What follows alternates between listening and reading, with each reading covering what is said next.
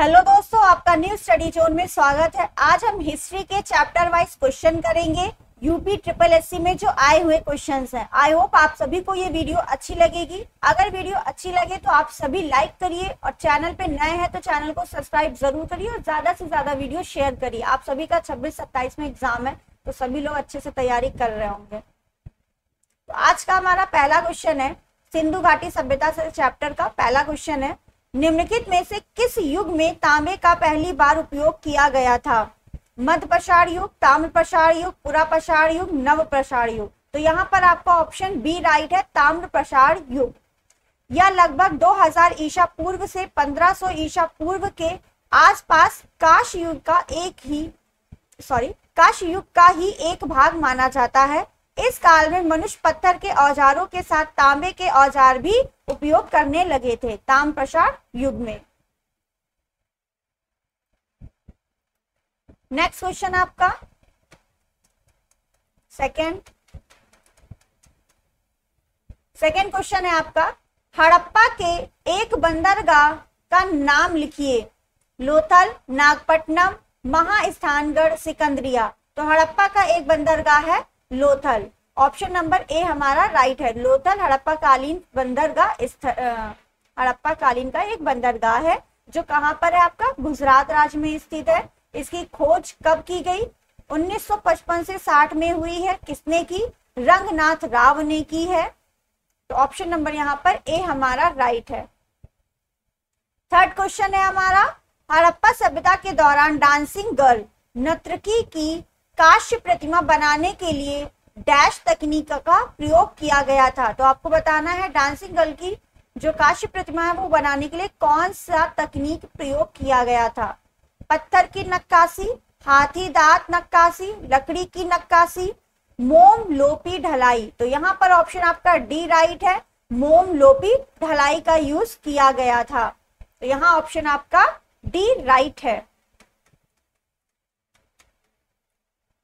Next third हो गया। Fourth आपका क्वेश्चन, फोर्थ है आपका क्वेश्चन,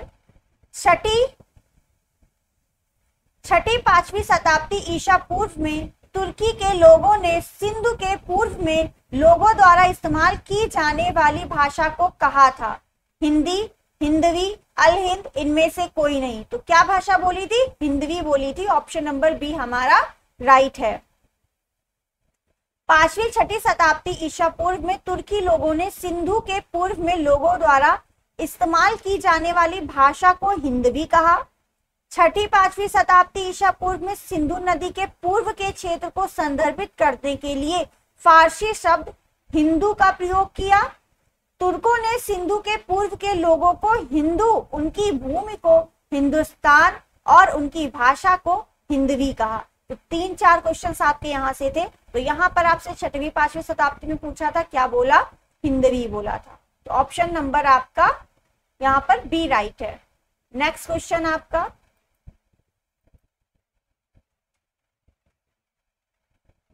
हड़प्पा संस्कृति की मोहर और टेराकोटा कला पर निम्नलिखित में से किस जानवर को दर्शाया गया था? हड़प्पा संस्कृति की मोहर और टेराकोटा कला पर किस जानवर को दर्शाया नहीं गया था? बाघ, गाय, गैंडा, हाथी। तो आपका गाय को नहीं दर्शाया गया था। ऑप्शन नंबर बी आपका राइट है। इस काल की मोहरें वर्गाकार, तिकोड़ीय तथा आयताकार होती थी। मुद्रा लेख दाईं से बाईं ओर लिखा गया।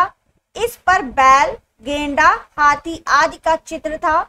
टेराकोटा पकी हुई मिट्टी, टेराकोटा का मतलब क्या होता है? पकी हुई मिट्टी से बनाई गई मूर्तियां होती हैं। टेराकोटा कला राजस्थान के प्रसिद्ध हस्तकलाओं में से एक है।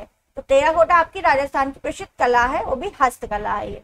तो ऑप्शन नंबर आपका बी राइट है। टेराकोटा और हड़प्पा संस्कृति की मोहर पे गाय जानवर का चित्र नहीं था। तो ऑप्शन बी राइट है।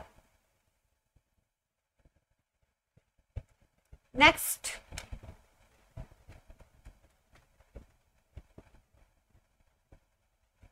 हड़प्पा का इनमें से कौन सा नगर 3 भागों में विभाजित था? लोथल, मोहनजोदाड़ो, कालीबंगा, धौलावीरा। तो 3 भागों में विभाजित कौन सा है हड़प्पा काल का नगर? आपका धौलावीरा है। ऑप्शन नंबर आपका डी राइट है, धौलावीरा। नेक्स्ट क्वेश्चन आपका,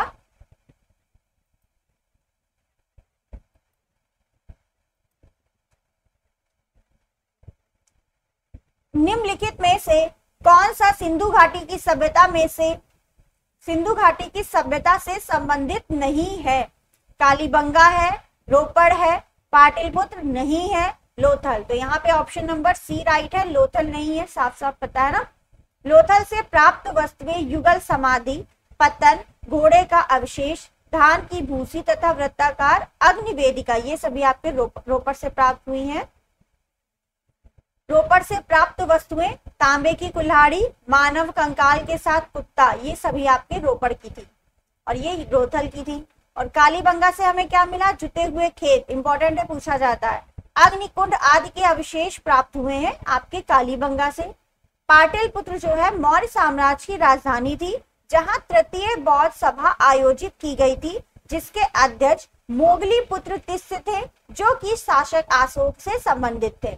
अतः पाटलिपुत्र सिंधु घाटी सभ्यता से संबंधित नहीं है, ये मौर्य साम्राज्य की राजधानी थी। तो ऑप्शन नंबर सी आपका राइट है। नेक्स्ट 8th क्वेश्चन आपका, मोहनजोदाड़ो शब्द का अर्थ क्या है? ये भी एक सेट में मैंने ये क्वेश्चन कराया था, लगभग इसमें के क्वेश्चंस आपके हो चुके हैं। मोहनजोदाड़ो शब्द का अर्थ क्या है? बट ये चैप्टर वाइज है, एक बार आप इनको अच्छे से देख ले तो जिसमें रहेगा कुछ छूटेगा नहीं आपका अच्छे से। मोहनजोदाड़ो शब्द का अर्थ क्या है ये आपको बताना है। पसंदीदा शहर, माउंट ऑफ द डेड, रहने की जगह, एक बाजार क्षेत्र। तो मोहनजोदाड़ो शब्द का अर्थ है mount of the dead. Sindhu घाटी सभ्यता एक नगरीय सभ्यता है, पूछा जाए कैसी सभ्यता है तो नगरीय सभ्यता है। इनमें मोहनजोदाड़ो सिंधु घाटी सभ्यता का एक प्रमुख नगर है। यह पाकिस्तान के सिंध प्रांत से लड़काना जिले में सिंधु नदी के दाहिने तट पर स्थित है। मोहनजोदाड़ो शब्द का अर्थ है मृतकों का टीला, माउंट ऑफ द डेड। अब हिंदी में ना देकर ये इंग्लिश में ही देता है। सिंधु घाटी सभ्यता में प्राप्त वृहत स्नानागार, सबसे बड़ा स्नानागार जो है मोहनजोदाड़ो नगर में ही पाया गया था। इसकी लंबाई कितनी है आपकी? स्नानाकुंड लगभग 7.0 मीटर चौड़ा, 11.89 मीटर लंबा और 2.4 मीटर गहरा। इसकी लंबाई, चौड़ाई और ऊंचाई भी पूछी जाती है, गहराई सॉरी। सिंधु घाटी सभ्यता की लिपि कैसी है? भाव चित्रात्मक है और यह लिपि दाएं से बाएं की ओर लिखी जाती है। तो यहां से आपके जितने क्वेश्चन से बता दिए, ऑप्शन नंबर बी आपका राइट है। अब हम बात करते हैं आगे क्वेश्चंस, यानी नेक्स्ट क्वेश्चन की 9 नंबर। सिंधु घाटी सभ्यता के बारे में इनमें से कौन सा कथन सत्य है? आपको सही कथन बताना है सिंधु घाटी सभ्यता के बारे में। सिंधु लोग कपास का उत्पादन करने वाले पहले थे। उन्होंने लकड़ी के बक्से में अनाज भंडारित किया। सिंधु घाटी सभ्यता पंजाब, सिंध, बलूचिस्तान, गुजरात, राजस्थान और पश्चिम बंगाल के कुछ हिस्सों को कवर करती है। सिंधु लोग कुत्तों, बिल्लियों और घोड़ों के बने पैमाने पर पालते थे। तो यहाँ पर आपका कौन सा सत्य है ये आपको बताना है। तो ये आपका ऑप्शन नंबर ए राइट है। सिंधु लोग कपास का उत्पादन करने वाले पहले थे। तो ऑप्शन नंबर ए आपका राइट है।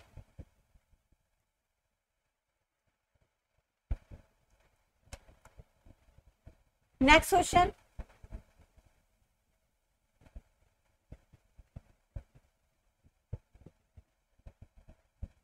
हड़प्पा सभ्यता के एक हिस्से लोथल की खुदाई की खोज किसने की थी? ये आपको बताना है, लोथल की खुदाई किसने की थी?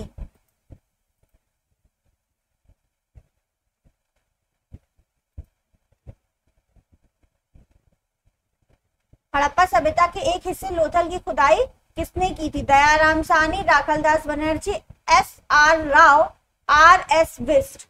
तो लोथल की खुदाई आपकी किसने की है? S.R. राव जी ने की है। ऑप्शन नंबर आपका सी राइट है यहां पर।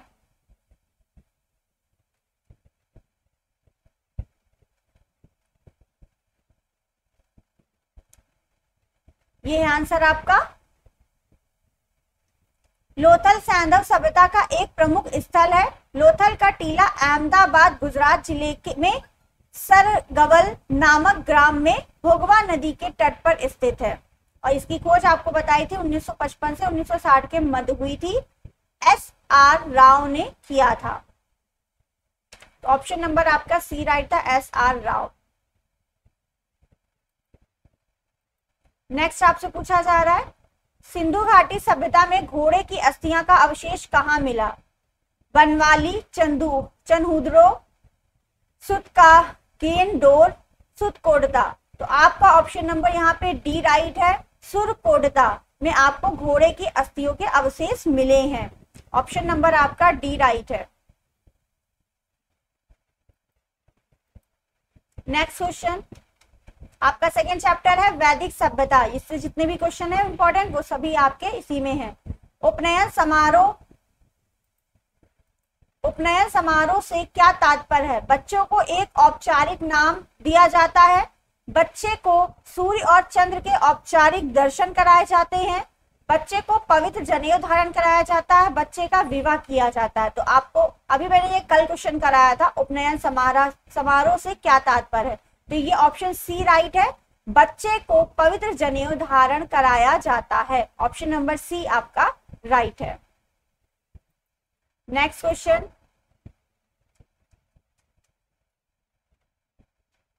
सत्यमेव जयते महावाक्य कहां से उद्धृत है, कहां से लिया गया है? सतपथ ब्राह्मण से, ईशो उपनिषद से, मुंडको उपनिषद से, महाभारत से। तो सत्यमेव जयते महाकाव्य महावाक्य जो है आपका वो मुंडको उपनिषद से लिया गया है। ऑप्शन नंबर हमारा सी राइट है। नेक्स्ट क्वेश्चन, वेदों के गद्य प्रकरण क्या कहलाते हैं? संहिता, ब्राह्मण, आरण्य, उपनिषद। तो वेदों के गद्य प्रकरण क्या कहलाते हैं आपके? संहिता, ब्राह्मण, आरण्य या उपनिषद। इसका आंसर आपका है बी। वेदों के गद्य प्रकरण जो हमारे हैं वो ब्राह्मण कहलाते हैं। वे वेदों के गद्य भाग हैं जिनके द्वारा वेदों को समझने में सहायता मिलती है। आरण्य आपका क्या होता है? इस शब्द का अर्थ होता है वन। उपनिषद का अर्थ होता है ब्रह्म विद्या या आत्म विद्या। नेक्स्ट,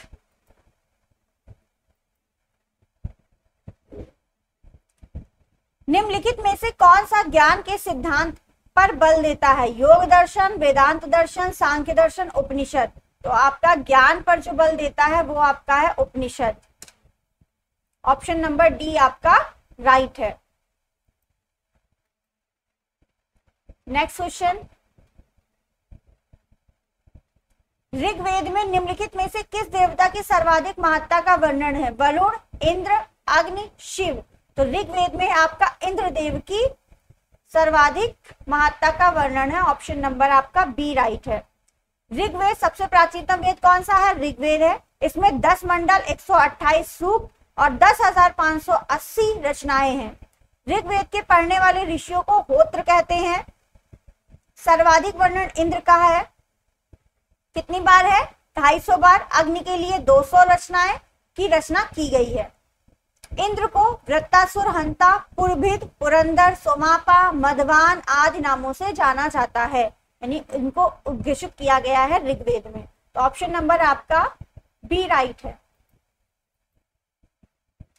प्राचीनतम वेद अभी ऊपर बताया कौन सा है? ऋग्वेद। तो ऑप्शन नंबर आपका ए राइट है, ऋग्वेद। नेक्स्ट क्वेश्चन आपका 17 हो गया, 18। 18 नंबर क्वेश्चन है आपका, निम्नलिखित में से किस भारतीय पुरातन ग्रंथ में अपराध और अपराधी का जिक्र आता है? अर्थशास्त्र, मनुस्मृति, न्याय मीमांसा, उपयुक्त सभी। तो ऑप्शन नंबर डी हमारा यहाँ पर राइट है। अर्थशास्त्र, मनुस्मृति, न्याय मीमांसा, इन सभी में भारतीय पुरातन ग्रंथ में अपराध और अपराधी का जिक्र आता है। ऑप्शन डी राइट है। नेक्स्ट क्वेश्चन हमारा, शतपथ ब्राह्मण और तैत्तिरीय ब्राह्मण डैश के ब्राह्मण मूल पाठ हैं? सामवेद, अथर्ववेद, ऋग्वेद, यजुर्वेद। सामवेद, अथर्ववेद, ऋग्वेद, यजुर्वेद। तो शतपथ ब्राह्मण और तैत्तिरीय ब्राह्मण आपका किस ब्राह्मण के मूल पाठ है? ये सभी आपके यजुर्वेद के हैं। ऑप्शन नंबर आपका डी राइट है। ऋग्वेद के कौन से हैं? ऐतरेय ब्राह्मण, कौशितकी ब्राह्मण। शुक्ल यजुर्वेद के शतपथ ब्राह्मण है और कृष्ण यजुर्वेद के तैत्तिरीय ब्राह्मण है। सामवेद के पंचविश ब्राह्मण और जैमिनीय है। अथर्ववेद के गोपत ब्राह्मण है। तो यहाँ पर ऑप्शन डी आपका राइट है। नेक्स्ट क्वेश्चन, ऋग्वेद में निहित गायत्री मंत्र किस देवता को समर्पित है? अग्नि, मारुत, इंद्र, सावित्री। तो आपका जो गायत्री मंत्र है वो किस देवता को समर्पित है? सावित्री। ऑप्शन नंबर आपका डी राइट है। ऋग्वेद के तीसरे मंडल में निहित गायत्री मंत्र सविता, यानी सावित्री वही सविता है यहाँ पर, ठीक है। सविता यानी सूर्य भगवान, सविता देवता को समर्पित है। इस मंडल की रचना विश्वामित्र ने की थी। इसमें कितने मंडल हैं? 10 मंडल है, आपको बता दिया। ऋग्वेद के 2 से 7 तक के मंडल सबसे पुराने माने जाते हैं, 10 हैं टोटल। 2 से 7 तक जो मंडल है वो आपके सबसे पुराने माने जाते हैं। जब सूर्य चमकने लगता है तब उसे सविता कहा जाता है या आकाश का देवता है। तो ऑप्शन नंबर आपका डी राइट है। सविता यानी सूर्य भगवान को समर्पित है गायत्री मंत्र। कहां पर है? ऋग्वेद के तीसरे मंडल में। नेक्स्ट क्वेश्चन आपका, सर्वाधिक प्राचीन पुराण कौन सा है? आपको वेद तो पता है, सर्वाधिक प्राचीन कौन सा? ऋग्वेद है। अब आपको बताना है सबसे प्राचीन पुराण कौन सा है? मत्स्य पुराण, विष्णु पुराण, नारद पुराण, वामन पुराण। तो सबसे प्राचीन पुराण जो है आपका मत्स्य पुराण है। ऑप्शन नंबर ए आपका राइट है। भारतीय ऐतिहासिक कथाओं का सबसे अच्छा क्रमबद्ध विवरण पुराणों में मिलता है। इसकी संख्या कितनी है? पुराण टोटल 18 है आपका। पुराण का शाब्दिक अर्थ क्या है? प्राचीन आख्यान एवं इसका संकलन किसने किया? महर्षि वेदव्यास ने किया है। जिसमें से 5 मत्स्य, वायु, विष्णु, ब्रह्मा, भागवत पुराण सबसे प्रमुख हैं। पुराणों में मत्स्य पुराण सबसे प्राचीन एवं प्रामाणिक है। पुराण संभवतः 3री या 4थी सदी में लिखे गए थे। तो आप ऑप्शन आपका ए राइट है। सबसे प्राचीन पुराण आपका मत्स्य पुराण है। नेक्स्ट क्वेश्चन आपका, निम्न में से कौन सा उपवेद नहीं है? धनुर्वेद, शस्त्र शास्त्र, आयुर्वेद, योग वेद। तो यहां पर आपका ऑप्शन डी आपका राइट है। उपवेद आपके कितने होते हैं? 4 होते हैं। उपवेद कितने हैं हमारे? 4 है। कौन कौन से? आयुर्वेद, गंधर्व वेद, धनुर्वेद और शिल्प विद्या। क्लियर?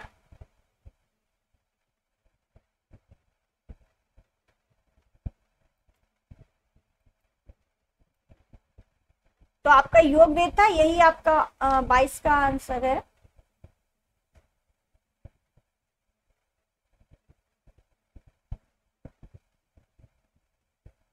धनुर्वेद, आयुर्वेद, शस्त्र शास्त्र और योग वेद ये आपका वेद नहीं है, ठीक है। उपवेद नहीं है, योग वेद। ऑप्शन नंबर डी हमने बताया राइट है।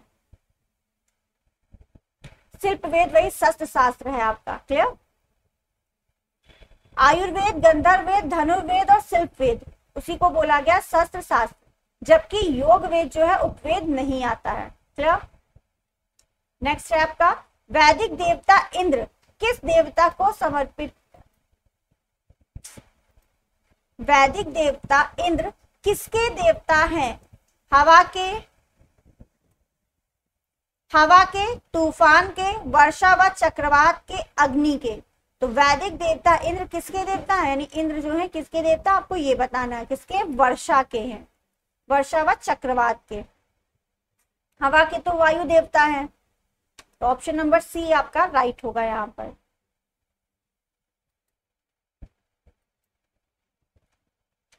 एंड थर्ड चैप्टर आपका है महाजनपद काल।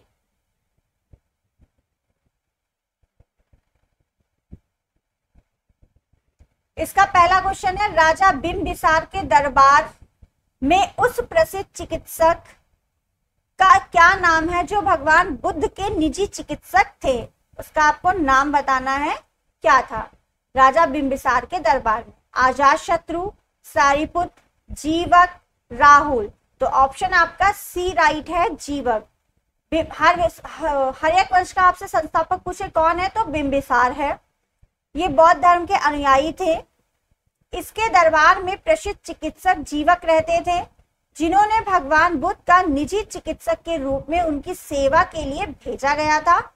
अजातशत्रु पूर्वी भारत में मगध और हर्यक वंश का एक राजा था, वह बिंबिसार का पुत्र था अजातशत्रु। तो हर्यक वंश की स्थापना बिंबिसार ने की है, और बिंबिसार के दरबार में प्रसिद्ध चिकित्सक कौन थे? जीवक थे। ये भगवान बुद्ध के निजी चिकित्सक थे। तो ऑप्शन नंबर सी आपका राइट है। आपके 3 चैप्टर हो चुके हैं इनसे क्वेश्चंस। फिर आपका आता है जैन धर्म एवं बौद्ध धर्म से, चौथा चैप्टर है। इसको कंप्लीट करके इसके आगे की वीडियो फिर कल बंद करते हैं। तो हमारा जैन धर्म का पहला क्वेश्चन है, यानी 25, आज का क्वेश्चन 25वां। जैन धर्म का सबसे महत्वपूर्ण मौलिक सिद्धांत है कर्म, अहिंसा, वैराग्य, निष्ठा। तो ऑप्शन नंबर बी आपका राइट है। जैन धर्म का सबसे महत्वपूर्ण मौलिक सिद्धांत है अहिंसा। महत्वपूर्ण यानी सबसे पहला जो आएगा, ठीक है। अहिंसा, सत्य, इनके पास सिद्धांत थे। कौन कौन से? अहिंसा, सत्य, असत्य, अपरिग्रह, ब्रह्मचर्य।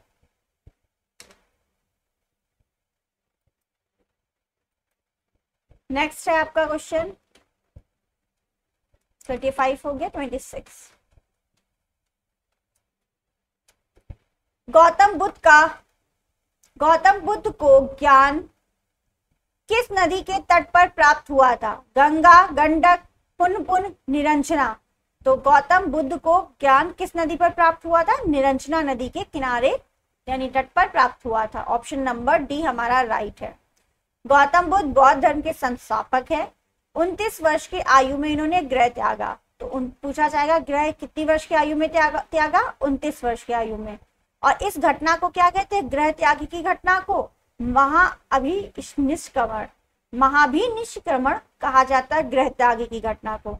उन्हें बोध गया में एक पीपल वृक्ष के नीचे निरंजना नदी के तट पर वैशाख पूर्णिमा के दिन ज्ञान की प्राप्ति हुई थी। तो ज्ञान की प्राप्ति किस दिन हुई?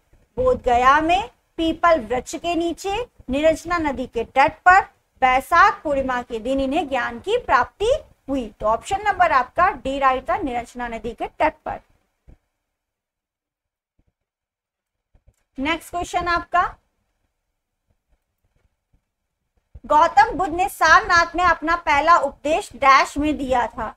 सबको पता पहला उपदेश कहाँ दिया? सारनाथ में दिया। लेकिन किस पर दिया था? भूमि स्पर्श मुद्रा, धम्मचक्र प्रवर्तन मुद्रा, अभय मुद्रा, ध्यान मुद्रा। तो सभी को पता ऑप्शन नंबर बी हमारा राइट है। धम्मचक्र प्रवर्तन मुद्रा पर जो है उन्होंने पहला उपदेश दिया था।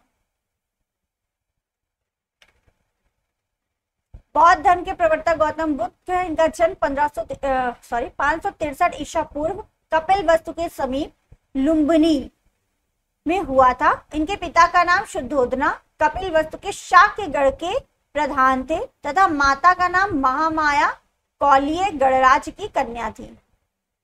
इनके बचपन का नाम सिद्धार्थ था। 29 वर्ष की आयु में इन्होंने गृह त्यागा और गृह त्यागने की को ही क्या बोलते हैं? महाभिनिष्क्रमण बोलते हैं। ऑप्शन नंबर हमारा बी राइट है। धर्मचक्र प्रवर्तन पहले उपदेश को कहा गया। नेक्स्ट क्वेश्चन है, निम्नलिखित में से किस स्थान पर प्रथम बौद्ध संगीति का आयोजन किया गया? आपकी 4 बौद्ध संगीति हुई थी, चारों इंपॉर्टेंट है। जो आपकी प्रथम बौद्ध संगीति है ये 483 ईसा पूर्व में हुई थी और आपके यह संगीति मगध सम्राट अजातशत्रु के शासनकाल में हुई थी। अध्यक्षता किसने की थी? महाकश्यप जी ने की थी। ये प्रथम बौद्ध संगीति का हो गया। द्वितीय बौद्ध संगीति आपकी 383 ईसा पूर्व में वैशाली में सबाकामी की अध्यक्षता में कालाशोक ने की थी। अध्यक्षता किसने की? सबाकामी ने। कहा किसके शासनकाल में? कालाशोक के शासनकाल में। तृतीय बौद्ध संगति 250 से 251 ईसा पूर्व में कहाँ हुई? पाटलिपुत्र में हुई। इसके अध्यक्ष कौन थे आपके? यानी अध्यक्षता किसने की? मोगलीपुत्र ने की, मोगलीपुत्र तिष्य ने की, और अशोक के शासन काल में हुई। चतुर्बौद्ध संगति आपकी प्रथम शताब्दी ईसा पूर्व में हुई। कहाँ हुई? कुंडलवन में हुई। इसकी अध्यक्षता किसने की? वसुमित्र ने की। किसके शासन काल में? कनिष्क के शासन काल में। तो आपका फर्स्ट अजात शत्रु के शासन काल में, दूसरी वाली जो आपकी है वो कालाशोक, तीसरी जो है आपकी वो किसके शासनकाल में हुई थी? अशोक। आका अक एके एके। ठीक है, ये ट्रिक है आपकी। फोर्थ है आपका कनिष्क।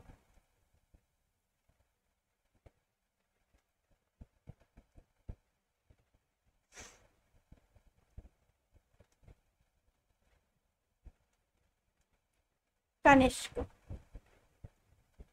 पहले ए से है अजात शत्रु कालाशोक, फिर अशोक और कनिष्क, एके एके।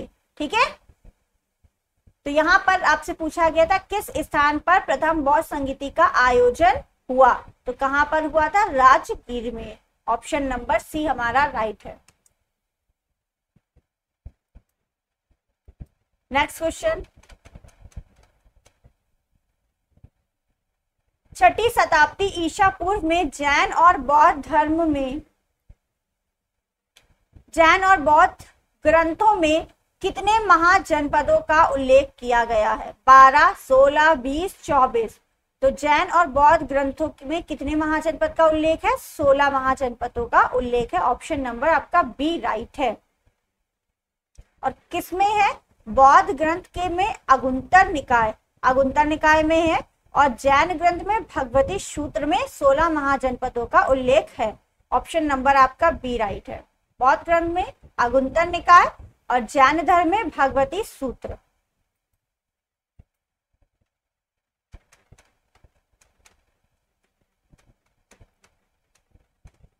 आई होप आपको वीडियो अच्छी लगी होगी। अगर वीडियो अच्छी लगी है तो सभी लोग लाइक करें, शेयर करें, और चैनल पे नए हैं तो सब्सक्राइब जरूर करें। इसके आगे हम कल करेंगे। Thank you.